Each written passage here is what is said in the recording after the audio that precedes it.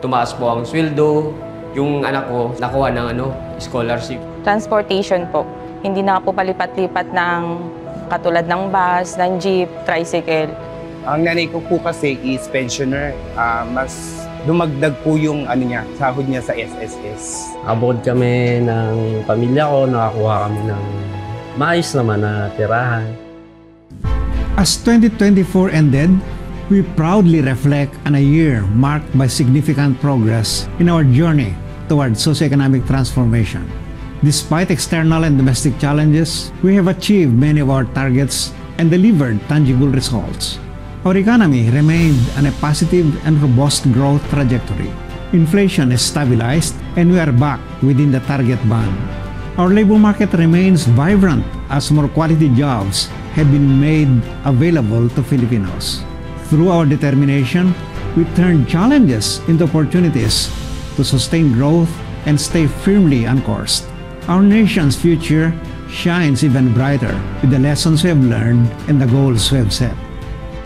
In 2024, the Philippines stood out as one of the fastest growing economies in emerging Asia, achieving an average growth rate of 5.8% in the first 3 quarters. This means that in terms of expenditures, all sectors have returned to their pre-pandemic levels, and we expect production in the mining and quarrying and real estate sectors to recover this 2025. The government has effectively managed inflation and kept the full-year inflation rate at 3.2%, which falls within the target band of 2 to 4%. On the other hand, food inflation, while above this target band, has decelerated to 4.5% in 2024. This marks a significant improvement from the 8% full-year figure of 2023. The Philippine labor market continues to show promise. In 2024, the average unemployment rate was 4.3%, surpassing the year's target range of 4.4 to 4.7%. Significantly, underemployment also fell to 13.3% in 2024 from 13.6% in 2023, while the average share of wage and salaried workers in private establishments increased from 49.9% in 2023 to 50.7% in 2024. This indicates that not only are there more employed Filipinos, but a larger share of our workforce has access to higher quality jobs. Our fiscal foundation remains sound, with the deficit to GDP ratio falling to 5.1% in the first 3 quarters of 2024, putting us on track to meet the full-year target of 5.1%. While the latest available data shows that our debt-to-GDP ratio rose to 61.3% in September 2024, up from 60.1% for the same period in 2023, this level remains manageable and is close to the 61% upper limit of the full-year target for 2024. Despite the economic challenges, the latest data shows that the incidence of poverty among the population significantly decreased to 15.5% in 2023, down from 18.1% in 2021. This reduction translates to about 2.4 million fewer Filipinos living in poverty. With a robust labor market performance and inflation deceleration in 2024, we expect to see further poverty reduction when the new poverty data becomes available. Finally, to ensure the sustainability of economic growth and overall improvements in welfare, we have made strides in advancing Philippine innovation. Proof of this is our improved ranking in the 2024 Global Innovation Index, where we have moved up to 53rd place out of 133 countries from our previous position of 56th. Patuloy namin ipinapatupad ang Philippine Development Plan na alinsunod sa 8-point socio-economic agenda ng Administrasyong Marcos. Layunin nitong iangat ang pamumuhay ng mga mahihirap na Pilipino at mabigyan sila ng dekalidad na trabaho. Marami tayong pinagdaan ng pagsubok noong 2024, kaya naging prioridad namin na tulungan ang mga mas nangangailangan sa short term at buuin ang pundasyon ng ating mga long-term solutions kung saan lahat ng Pilipino ay makikinabang. To strengthen fiscal consolidation and ensure sound fiscal management, we enacted key fiscal reforms like the Ease of Paying Taxes Act, the Value-Added Tax on Digital Services Act, the new Government Procurement Act, and the Real Property Valuation and Assessment Reform Act. Dahil dito, magiging mas masinop ang pagkolekta at paggamit ng pondo ng bayan. The National Innovation Council has approved funding for 25 public sector projects nationwide, including innovative solutions to protect our livestock and poultry industries, the development of executive data maps powered by emerging technologies for LGUs, and more. Moreover, we established 7 additional R&D facilities and infrastructure, raising the total to 65. The number of innovation hubs also increased from 60 to 77. Susuportahan nito ang mga Filipinovators na maitaguyod ang kanilang mga innovative solutions para sa bayan. Under the leadership of President Ferdinand R. Marcos Jr., the Philippines is continuously positioning itself as a premier destination for business and trade through policies such as green lanes for strategic investments and the Create More Act. Mas padadaliin ang pagnenegosyo at paglago ng mga ito, nang sa ganon ay dadami din ang mga job opportunities para sa mga Pilipino. 6 of the 186 infrastructure flagship projects under the Build Better More program were completed in 2024, bringing the total number of completed projects under the Marcos administration to 7. 11 more are targeted for completion within 2025. These game-changing projects aim to increase access to basic services, strengthen industry linkages, and connect both leading and lagging regions to promote economic diversification across various industries and geographic locations. Executive Order Number 59 was signed to fast-track these flagship projects, and through constant monitoring and coordination, the government is urgently addressing bottlenecks to implementation. Sa ganito, makukumpleto natin ang mga infrastruktura na solusyon sa ating mga problemang transportasyon, internet, patubig, irigasyon at kuryente. The government has continued to modernize our agriculture and fisheries sectors to ensure food security. We have promoted programs that augment and diversify farmers' incomes while enhancing productivity. We also implemented key policy reforms and strategic trade policies to boost domestic food supplies, including Executive Order 62, Amendment to the Agricultural Tariffication Act, New Agrarian Emancipation Act, Anti-Agricultural Economic Sabotage Act, Philippine Salt Industry Development Act, and the Rice Tariffication Law. We expanded irrigation programs to improve farmland productivity. We promoted investments in fishery infrastructure and support services to maximize the potential of the blue economy. Patataasin nito ang productivity ng agrikultura upang masigurado na may sapat na pagkain para sa lahat. Our initiatives to boost digital connectivity as a means of promoting socio-economic inclusion are well underway. The first phase of the National Fiber Backbone has been completed and is now operational, increasing internet connectivity across the country. The Free Wi-Fi for All program has established 13,462 free Wi-Fi access points nationwide. Pararamihin nito ang mga Pilipinong may access sa internet at padadaliin din ang pag-access ng mga serbisyong pampubliko. Learning from our experiences with natural disasters, we took measures to safeguard the integrity of the environment, enhance the capacity of our LGUs to prepare for natural hazards, and develop our resilience to climate change and disasters. Lilinawin nito ang koordinasyon ng mga ahensya ng gobyerno at LGU sa panahon ng sakuna upang hindi maantala ang ating pag-unlad. Recognizing the importance of protecting our sovereignty and upholding the interests of the Filipino people, we enacted the Maritime Zones Law and the Archipelagic Sea Lanes Law. We also continued to enhance our defense posture through the Self-Reliant Defense Posture Revitalization Law, the AFP Modernization Program, and building partnerships with like-minded nations. Ito ang unang hakbang upang mapalakas ang ating kakayahang depensahan ang ating teritoryo, kasarinlan at kalayaan ng bawat Pilipino. The past year's challenges remind us that we should never be complacent. As we look forward to 2025, we are committed to making economic growth even more inclusive, further strengthening the foundations and diversifying the pillars of our economy. We will take proactive steps to future-proof our nation by boosting productivity, fostering innovation, and strengthening economic resilience.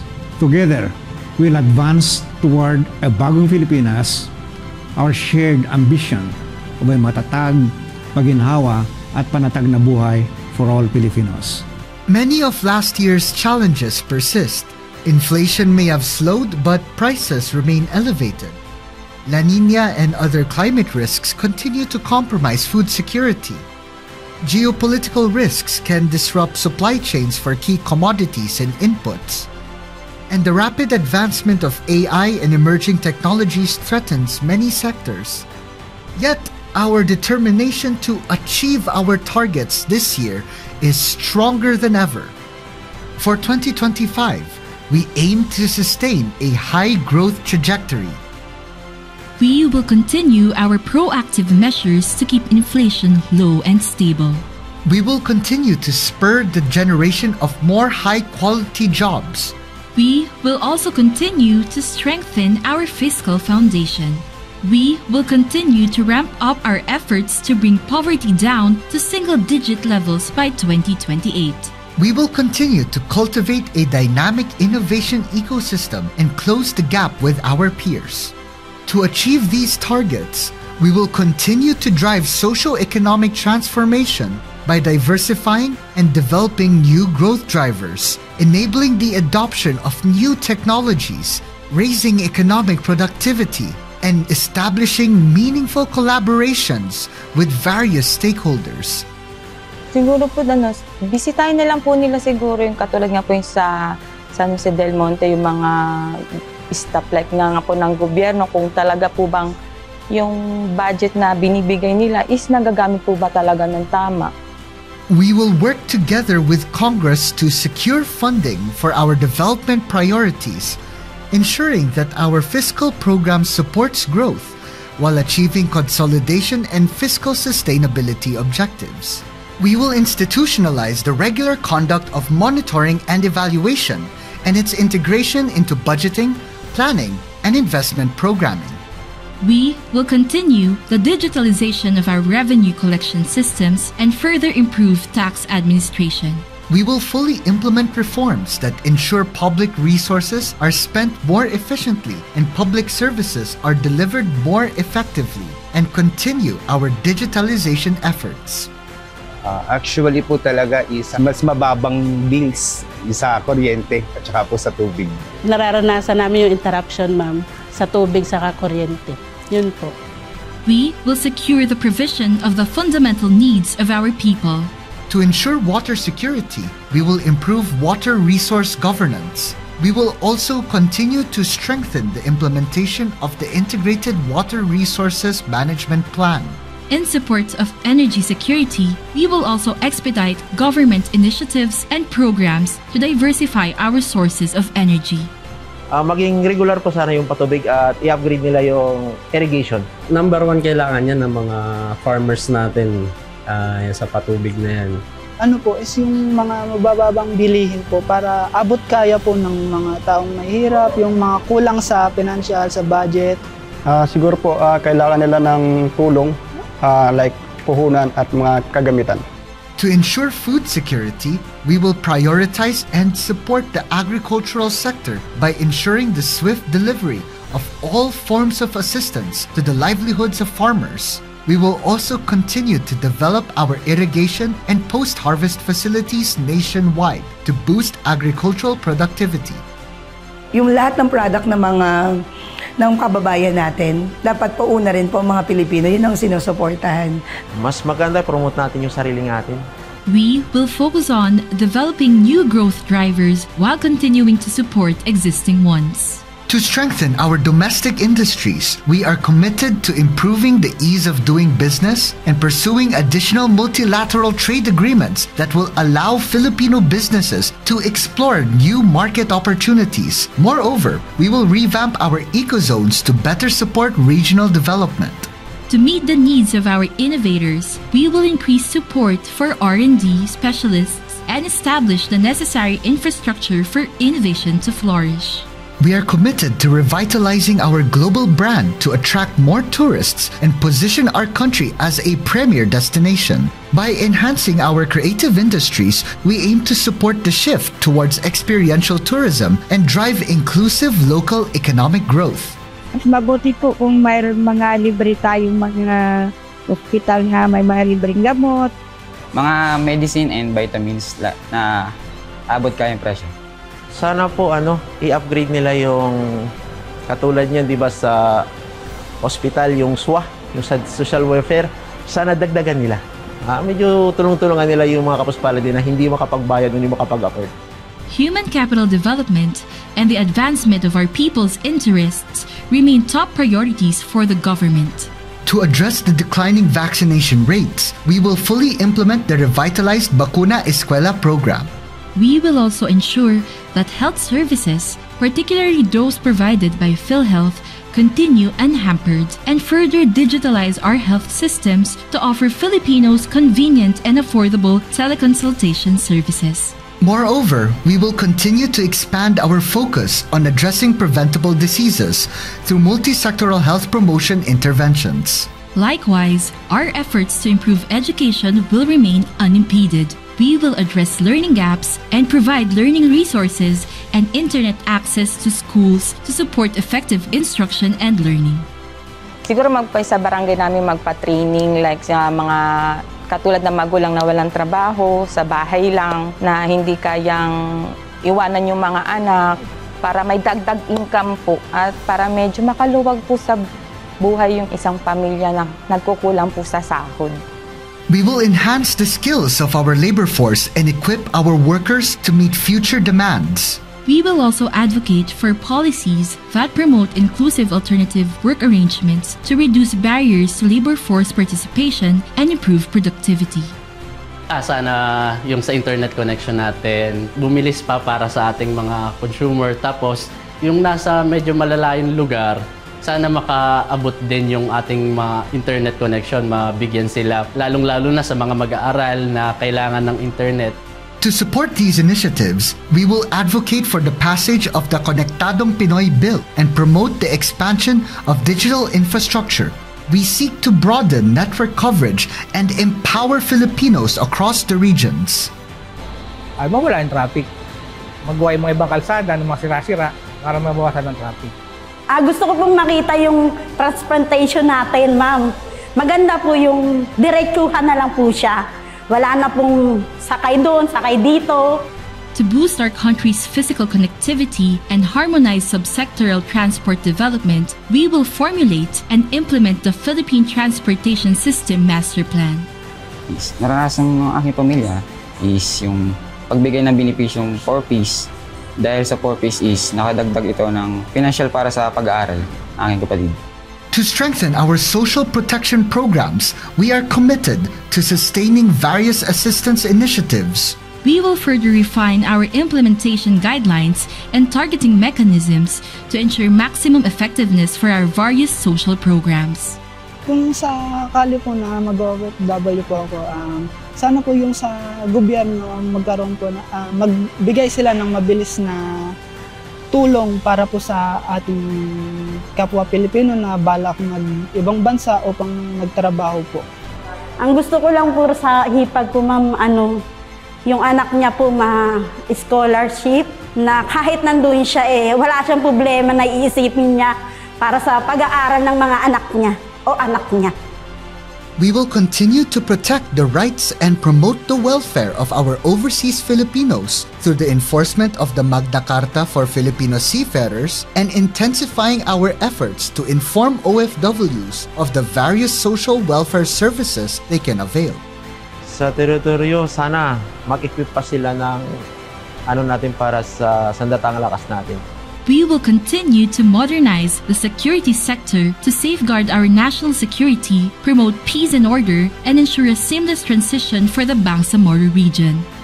Maganda lang yung ma'am kung magandang serbisyo, lalo na pag handa lagi sila, andyan agad yung mga medic, lalo na sa mga gamot, Dagdagan lang po yung mga yung mga ayuda po na nasalanta ng mga bagyo, yung mga ganyan po. Tapos digdagan din po yung mga training sa mga rescuer in case po sa mga emergency na kailangan po natin. Kasi hindi naman pare-parehas tayo ng sitwasyon ng tirahan eh. Kasi yung iba nasa lalayong lugar, matataas na lugar. Kawawa naman yung mga taga-bundok kasi hindi natin alam magle-landslide. Mabilis na serbisyo lang para sa sana. To improve our climate resilience and disaster response, we will implement integrated flood management systems and strengthen the capacity of LGUs to withstand, adapt to, and recover from disasters. In the first 2 years of this administration, we focused on creating the foundation for an inclusive, sustainable, and resilient Philippines. From targeted reforms to strategic investments, we ensure that our progress is felt in the daily lives of every Filipino. Today, we build on that momentum, guided by the same precision, purpose, and unwavering determination. Together, let us build a bagong Pilipinas, a nation of genuine and shared prosperity.